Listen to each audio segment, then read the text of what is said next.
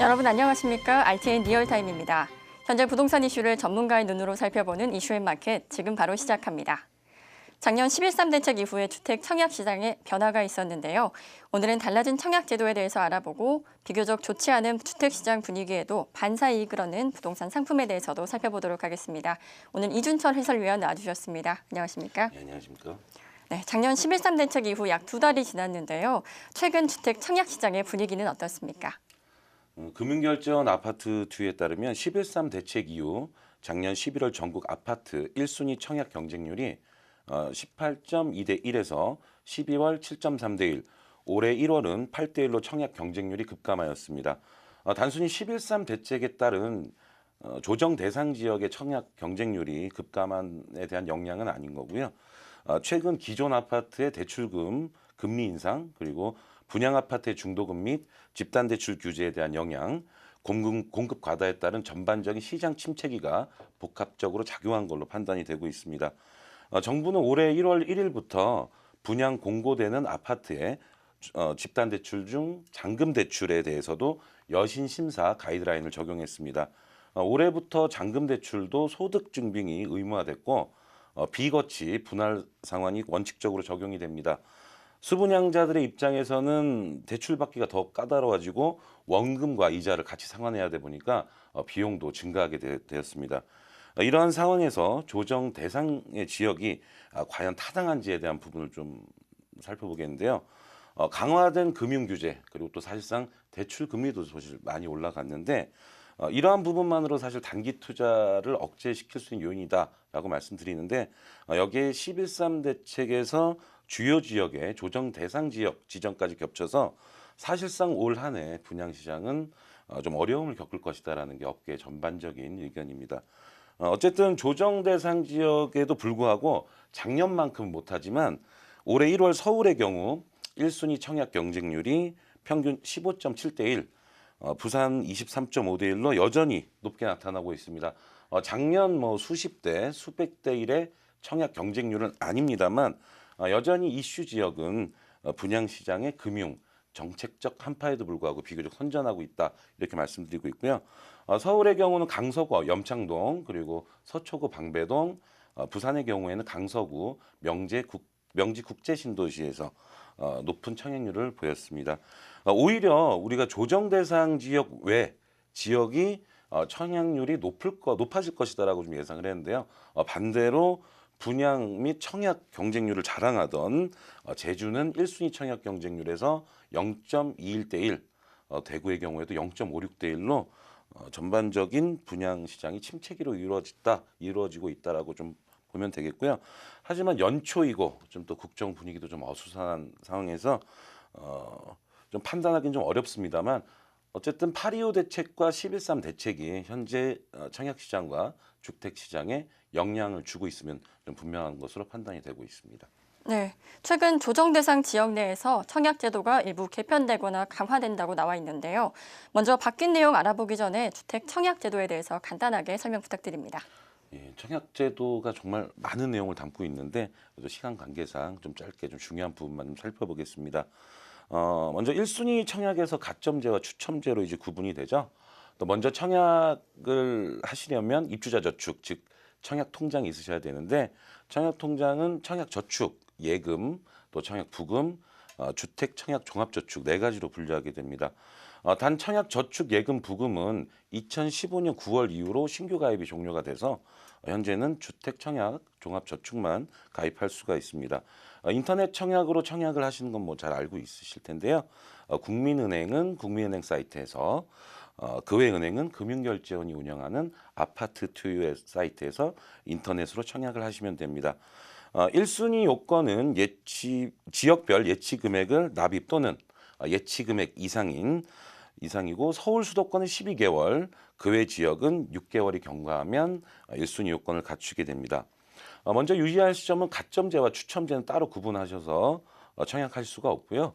일단 가점제를 신청을 하시고 금융결제원에서 점수가 높은 순으로 분류를 하고, 그 외 신청자는 추첨제로 전환이 됩니다. 청약 가점제는 무주택 기간 32점, 그리고 부양가족 수 35점, 입주자 접촉 가입 기간이 17점으로 총 84점 기준으로 높은 순으로 입주자를 선정하는 제도이고요. 또한 이러한 일반 공급 이전에 특별 공급을 실시하게 되는데 특별 공급은 일반 공급과 달리 인터넷 청약이 아니라 견본주택 즉 모델하우스에서 직접 내방하셔서 신청을 하게 되는데요. 종류로는 총 4가지가 있습니다만 일반 기관 추천 특별 공급 그리고 다자녀 가구 그리고 신혼부부 노부모 부양 특별 공급이 4가지용으로 청약 신청을 할 수가 있습니다. 먼저 일반 특별 공급 기관 추천 특별 공급 말 그대로 기관 추천을 받은 분에 한해서 청약 자격이 발생합니다. 예를 들어서 장애인, 국가유공자, 중소기업 근로자, 장기복무, 군인 등이 해당이 되고요. 신혼부부 특별공급은 혼인기간이 5년 이내이고 자녀가 있거나 혹은 임신 중이며 소득 수준도 어느 정도 일정 수준에 맞춰야 되고요. 또한 다자녀 특별공급은 미성년 자녀 3명 이상인 자격을 갖춰야 되고요. 또 노부모 부양의 경우 65세 이상 직계 존속으로 3년 이상 부양하여야 그 자격을 취득할 수가 있습니다. 특별공급 모두 무주택 세대 구성원 요건을 갖춰야 됩니다만 노부모 부양 특별공급인 경우에는 청약통장 1순위 요건을 갖추고 신청자가 반드시 무주택 세대주여야 합니다. 이상 간략하게 말씀드린 부분은 국민주택 등을 제외한 민영주택에 대한 부분이고요. 특별공급은 조정 대상 지역 및 그 외 지역도 사실상 동일하게 나타나고 있고요.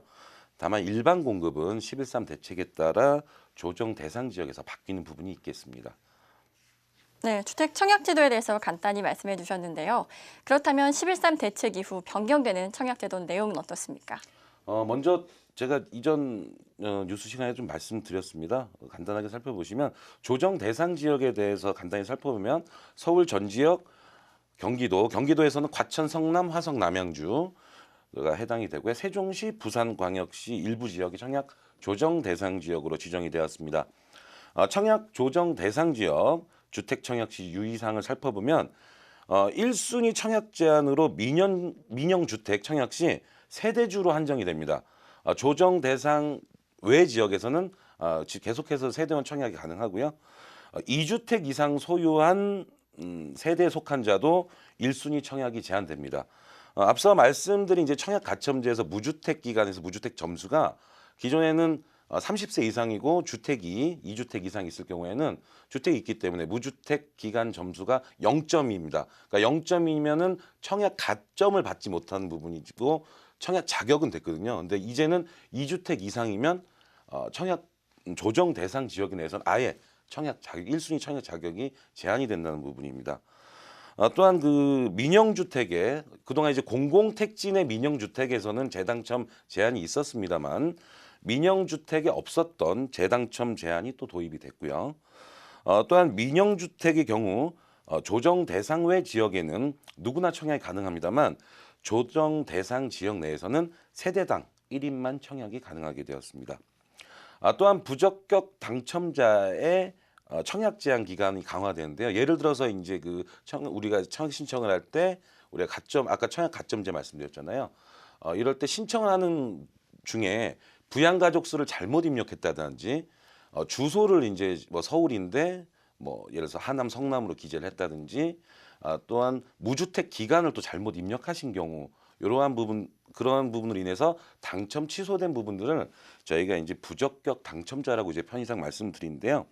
이러한 청약 자격 제한이 기존에는 3개월, 물론 조정 대상 외 지역에서는 3개월 계속 유지가 됩니다. 하지만 조정 대상 지역에서는 1년으로 이제 기간이 연장이 되면서 이제 부적격 당첨자가 이제 그게 고이던 아니면 아니던 간에 이러한 부적격 당첨자의 청약 제한 기간을 연장하고 기간을 늘리면서 좀 더 신중하게 청약을 해라라고 이렇게 좀 규정을 두게 되었고요. 그리고 그 조정 대상 지역 내에서 기존 청약금으로 청약을 하던 2순위 청약 통장도 2순위 청약도 청약 통장을 사용해야 됩니다. 그러니까 2015년 이전에 2순위 청약도 6개월 이상 통장에 가입됐어야 되는데 이게 청약금으로 바꿨어요. 하지만 이번에는 2순위 청약은 통장이 필요하지만 이전처럼 기간에 대한 적용은 없고요. 또한 마지막으로 특별공급에서는 조정 대상 지역 및 아까도 이제 그 특별공급은 조정 대상 지역 및 그 외 지역도 포함이 된다고 말씀드렸잖아요. 여기서 이제 바뀐 부분은 한 가지가 있습니다. 다자녀 특별공급에서 신혼부부 특별공급에서는 이제 자녀가 있거나 임신 중에 태아도 이제 자녀로 봤는데 다자녀 특별공급에서도 이 부분을 인정하게 됐습니다. 그래서 3자녀 이상인 부분이 이제 특별공급이 가능한데 다자녀에서는 2명의 자녀가 있고 1명의 자녀를 이제 임신 중에 있을 때도 3자녀 특별공급으로 보게 되었습니다. 따라서 이러한 부분도 이제 요즘 출산율이 저조하다 보니까 출산 장려에 대한 좀 일환으로 분석이 되고 있습니다. 하지만 지금 조정 대상 지역 계속 제가 말씀드리는데 사실 서울시, 과천시, 부산시 5개구는 조정 대상 지역이 워낙 뭐 경쟁이 수백 개를 나오고 그러다 보니까 지정은 사실 좀 타당하다고 봅니다만 사실 화성의 동탄 이신도시 그리고 남양주의 다산 신도시 하남의 미사지구 이러한 부분들 지금 거의 분양이 다 끝났거든요. 남은 부분은 거의 남지 않았어요. 사실 이렇게 마무리가 돼가고 있는 과정 속에서 공공택지 내 민영주택에 대한 부분을 조정 대상 지역으로 묶었다. 이 부분은 좀 타당한가라는 부분에서 좀 의문을 갖게 하는 대목입니다. 네, 조정 대상 지역이 분양 시장에서 굉장히 인기 있는 지역을 위주로 규제를 하고 있는데요. 그렇다면 올해 1순위 청약 통장을 사용한다면 어느 지역에 사용하길 추천하십니까? 일단 업계 전문가들이 꼽은 유망 지역을 크게 살펴보면 서울 재건축, 또 부산 도심 재개발, 그리고 경기권 택지지구 물량입니다. 서울 재건축, 부산 도심 재개발 이거 아까 말씀드렸던 듯이 청약 조정 대상 지역이고요. 경기권도 마찬가지로 유망 지역이라고 뽑은 곳이 성남시 고등보금자리지구, 하남 가밀지구, 서판교 대장지구 이 부분 다 조정 대상 지역이네요. 공교롭게도. 또한 부산 도심 재개발도 그 동래구 온천동, 연제구 연산동이기 때문에 요 5개 구 안에 또 들어있는 지역입니다. 결국에는 전문가들도 뭐냐면 조정 대상 지역이 이제 청약 제도나 이런 부분이 강화가 됐지만 어쨌든 지역적 양극화에 있어서도 인기는 계속 지속될 것이라고 지금 보고 있는 부분이고요. 앞서 말씀드린 바와 같이 조정 대상 지역이 지정되면 조정 대상 외 지역이 인기가 끌 것이다라고는 아까도 보셨겠지만 타 지역에서는 아직도 저조한 청약률을 보이고 있잖아요. 따라서 지금 투자 수요는 좀 확연하게 줄어들고 있다는 부분이고요. 또 바꿔 말하면 2017년 강화된 금융규제, 대출금리 인상, 11.3 대책 등의 여파로 이젠 단기 투자자가 설 자리가 좀 없어졌다. 예, 이제 전매 제한 기관도 상당히 연장이 되고 강화가 됐기 때문에 따라서 2017년은 실수요가 좀 시장을 이끌어 나갈 것으로 판단이 되고 있고요. 조정 대상 지역 내에서 강화된 청약 제도 하에서 1순위 요건을 갖춘 분이라면 앞서 말씀드린 이 지역도 상당히 유망하다고 보고 있고요. 특히 강남 재건축을 포함한 서울 재건축 같은 경우는 계속 지속적으로 상당히 좀 좋아질 것으로 보고 있어요. 그러니까 최근에 분양한 뭐 앞서 말씀드린 뭐 강서구 염참동, 서초구 방배동 이런 지역에서도 계속 나올 이제 재건축 물량들에서도 거의 다 제곱은 조합분이잖아요. 일반 공급 물량은 세대 수는 많지만 사실 공급된 물량이 상당히 저조하기 때문에 수요보다 공급량이 상당히 적다. 우리가 그렇게 판단할 수가 있습니다. 따라서 서울 재건축 물량은 분양가만 적정하다면 눈여겨볼 만한 상품이 되겠고요. 청약 통장을 사용하는 부분은 아닙니다만 현재 입주를 목적으로 하시는 분이라고 하시면 입주 미분양 아파트를 좀 권해드리고 싶어요. 이런 것도 좋은 방법이라고 보는데 입주 미분양 아파트는 여전히 지금 할인 분양을 계속하고 있고 또 할인 분양에 따라서 투자 상품 우리가 투자 상품으로도 좀 전환이 될 수가 있을 것 같고요.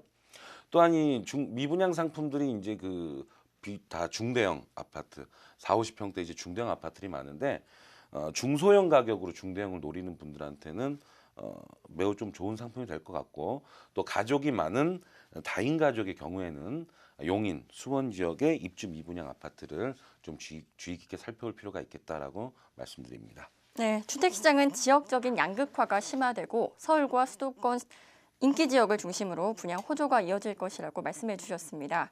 네, 그렇다면 주택시장의 침체로 인한 반사 이익을 얻는 상품들이 분명히 있을 것 같은데 어떤 상품들이 있을까요? 예, 우리가 생각나는 부동산 상품들 한번 열거해 보면 뭐 저도 생각나는 대로 열거해 본다면 뭐 아파트 있겠고요. 단독 다가구, 연립 다세대, 상가주택, 상가건물, 뭐 오피스텔, 분양상가, 고급 타운하우스 등 뭐 상당히 많죠. 물론 아파트와 연립 다세대 주택의 경우 주거를 목적으로 하는 상품이고 앞에서 또 열거한 상품들은 주로 임대 수익을 목적으로 하는 상품입니다. 우리가 말하는 투자 수익률 하는 건 이제 투자 수익률을 말하고 있는데요. 투자 수익률은 자본 수익률과 소득 수익률을 합산한 것을 말합니다. 그렇다면 자본 수익률과 소득 수익률은 뭐냐? 예를 들어 1억 원의 상가를 구입을 해서 매수를 해서 상가 임차료를 연간 1천만 원을 받고 있다고 가정을 했는데 3년 뒤에 1억 원 하던 상가가 2억으로 오르고 임대료도 2천만 원으로 상승을 했어요. 그러면 저희가 그 오른 그 상가의 오른 가격을 우리가 자본 수익이라고 보통 얘기하고요. 이러한 경우엔 자본 수익이 1억 원 증가했다라고 볼 수 있겠고 또 연간 임대료도 지금 1천만 원에서 2천만 원으로 늘어났잖아요. 그런 부분도 봤을 때 소득, 임대 소득 소득 수익이 1천만 원이 늘었다 이렇게 보시면 될 것 같습니다. 최근 아파트 원리금 분할 상환 등 아까 이제 원금하고 이자를 같이 내야 되다 보니까 지금 부담이 상당히 커졌지만 아직 오피스텔하고 상가는 지금 적용이 안 되고 있어요. 그러다 보니까 예전에 이제 그 오피스텔에 사시던 월세를 내시고 사시던 임차인들이 요즘 들어서 사자. 왜 월세 내는 것보다 이자 비용이 싸기 때문에 따라서 최근에 이제 오피스텔에 대한 관심이 좀 많이 또 높아졌다라고 볼 수 있겠고요. 또한 그 작년 아파트 분양 시장 대비 오피스텔 시장이 굉장히 안 좋았다가 또 아파트 금융 규제가 되다 보니 반사이익을 얻고 있는 상품도 분명합니다. 또한 오피스텔의 경우 2015년에 신도시 중심 택지개발지구 중심으로 뭐 속칭 아파트를 그땐 분양만 하면 거의 다 분양이 다 됐잖아요. 이러다 보니까 살 아파트가 없으니까 주거용 오피스텔마저 상당한 인기가 있었습니다. 방이 투룸, 쓰리룸 있는 이제 아파트형 그런 오피스 상품이 인기를 끌다가 2016년에는 또 확 죽었죠. 또 이제 선호도가 많이 낮아졌는데 이제는 아파트에 대한 금융 부담이 높아지다 보니까 오피스텔 투룸, 쓰리룸의 주거용 오피스텔도 상당히 또 선호도가 높아지고 있다라고 말씀드리고 있고요. 다만 거래가 활발하고 투자가 밀집한 지역에 임대 수요가 많은 지역에 검증된 오피스텔 및 상가가 또 좋은 상품입니다만 분양 오피스텔의 경우에는 주택 임대 사업자를 냈을 때 취득세 및 재산세가 또 감면된 효과가 있어요. 그러니까 기존 오피스텔과 최초 분양할 오피스텔의 이런 수익률과 세제 혜택 부분을 잘 고려하여 판단을 하셨으면 좋겠습니다. 네, 일각에서는 오피스텔의 임대 수익률이 계속 떨어지고 있다고 하는데요. 오피스텔의 임대 수익률 수준은 어떻습니까? 일단 오피스텔 임대 수익률은 계속 떨어지고 있고요. 부동산 일사에 따르면 전국 오피스텔 임대 수익률은 2016 전국 5.5%를 나타내고 있습니다. 임대 수익률은 일단 저금리가 있었기 때문에 수익률이 좀 떨어지더라도 금리보다는 지금 상당히 높잖아요. 그러다 보니까 오피스텔에 대한 관심도가 저금리 기조 속에서 좀 올라왔는데 좀 우려하는 부분들은 뭐냐면 금리가 계속 좀 올라가게 되면 오피스텔 수익률도 같이 올라가야 되는데 오피스텔 수익률이 계속 좀 떨어지다 보니까 조금 수익 상품으로 저조한 게 아니냐, 좀 비선호가 되지 않을까라는 생각하고 있는데 우리가 살펴보면 그 오피스텔 수익률을 떨어뜨리는 주범이 매매 가격의 상승이에요. 근데 실제 기존 오피스텔 가격이 많이 오르진 않았는데 신규로 공급되는 분양 오피스텔의 가격이 분양가가 높게 책정하다 보니까 월세는 사실상 지금 우리가 경기도 좀 어렵고 지금 우리가 오피스텔의 경쟁 상품이 주변에 있는 오피스텔 같지만 그렇지 않은 게 그거와 더불어서 주변 오피스텔이 보통 대로변에 있으면 뒤쪽에 원룸 다가구 이런 부분 되게 많잖아요. 그래서 월세는 한정적이고 가격은 정해져 있는데 매매값만 오르다 보니까 이런 수익률이 저조하게 나타나고 있습니다. 따라서 기존 오피스텔 다시 말씀드리지만 검증된 우리가 기존 오피스텔 같은 경우는 임대 수익의 이력을 좀 살펴볼 수 있는 그런 상품을 우리가 알아볼 수가 있잖아요. 따라서 오피스텔의 경우는 아파트 대비 내가 갖고 있다가 팔았을 때 오르는 자본 수익의 증가는 기대하기가 어렵기 때문에 수익률에 포커스를 둔 투자가 전제되어야 할 것 같습니다. 네, 문제는 물량인 것 같습니다. 오피스텔이 다른 금융상품과 비교했을 때도 여전히 매력 있는 상품 아니겠습니까? 그러다 보니 공급 물량이 쏟아지고 있고 최근 3년간 공급 물량이 10만 실이 넘는다고 나와 있는데요. 이 정도면 부담이 꽤 큰 거 아닙니까? 예, 일단 2015년도, 16년도에 거의 뭐 14만여 실이 공급이 됐고요. 오피스텔로 뭐 투자 상품이 이제 집중되고 단기 투자도 좀 몰릴 것 같습니다. 최근에 동탄에서 분양한 오피스텔 같은 경우는 프리미엄이 뭐 몇 천만 원 단위로, 수천만 원 단위로 또 붙어 있고, 그러니까 아파트 시장이 조금 어렵다 보니까 입지가 좀 괜찮은 오피스텔 쪽으로 단기 투자자들이 모일 수 있어요. 전매 제한 기간이나 뭐 청약 통장이나 이런 건 전혀 상관이 없기 때문에. 하지만 지금 오피스텔 동향을 살펴보면 성공 분양한 오피스텔의 대부분이 호실수가 많고, 그러니까 1000세대, 1000실 이상의 오피스텔, 또 1군 시공사 브랜드, 그리고 입지가 동일한 지역에선 이런 상품이 좀 인기가 많았고요. 하지만 이런 1군 시공사 브랜드나 이런 부분들은 사실상 오피스텔이 타 소형 오피스텔보다는 중소 오피스텔보다는 가격이 비쌀 수가 있겠죠. 따라서 오히려 장기적인 투자 입장에서는 동일한 입지라고 하면 가격이 저렴한 오피스텔을 사는 것도 한 방법이다. 왜냐하면 가격이 내가 분양가를 저렴하게 취득을 했다 그러면 그만큼 임대료를 싸게 받으면 되잖아요. 따라서 이러한 부분도 좀 주의 깊게 살펴볼 수가 있다라고 말씀드리고요. 어쨌든 소형 상품이 수익률이 높습니다만 상대적으로 소형 상품이 공급이 많았잖아요. 따라서 이러한 부분에서는 신중을 기할 필요가 있겠다라고 말씀드리겠습니다. 네, 아파트와 오피스텔 모두 지역적 양극화를 보인다고 말씀해 주셨는데 상가 경우는 어떤지 궁금합니다. 상가도 역시 지역적 양극화냐라고 보기 좀 어려울 것 같습니다. 전체적으로 평가한다면 상가는 지역적 양극화에 거의 해당되지 않고요. 다만 상가 분양이 지금 단지 내 상가에 좀 국한되고 있는 점으로 좀 말씀드리고 싶은데, 어쨌든 지금 단지 내 상가 쪽으로 인기는 계속 지속될 것으로 보고요. 또 단지 내 상가는 전용률이 높고, 또한 그 단지 내 상가는 배후 세대가 확실하잖아요. 네, 단지 쪽에. 그리고 단지 내 상가가 최근 도로를 끼고 스트리트 상가 형태로 지금 많이 개발이 되다 보니까 근린 상가 역할까지 같이 하고 있어요. 따라서 또 1, 2, 3층 위주로 접근성이 좋은 저층부의 상가로 개발이 되기 때문에 공실률이 적은 안정적인 상품으로 각광을 받고 있습니다. 자칫 투자자 입장에서는 대신 낙찰가가 수익률에 맞지 않게 높은 낙찰가를 너무 높게 받는 경우가 있기 때문에 근생상가의 코너부라든지 출입구 인근 등의 좋은 위치의 상가도 눈여겨보는 것도 좀 방법일 것 같습니다. 네, 오늘은 달라지는 주택 청약 제도와 함께 부동산 상품들도 함께 살펴봤습니다. 오늘 좋은 말씀 감사합니다.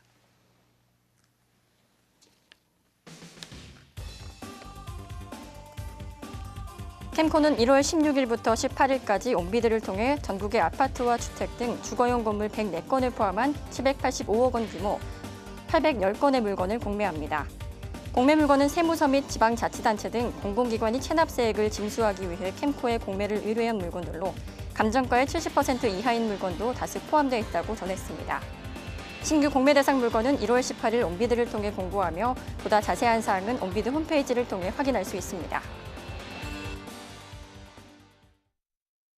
이상으로 RTN 리얼타임을 모두 마치겠습니다. 시청해주신 여러분 고맙습니다.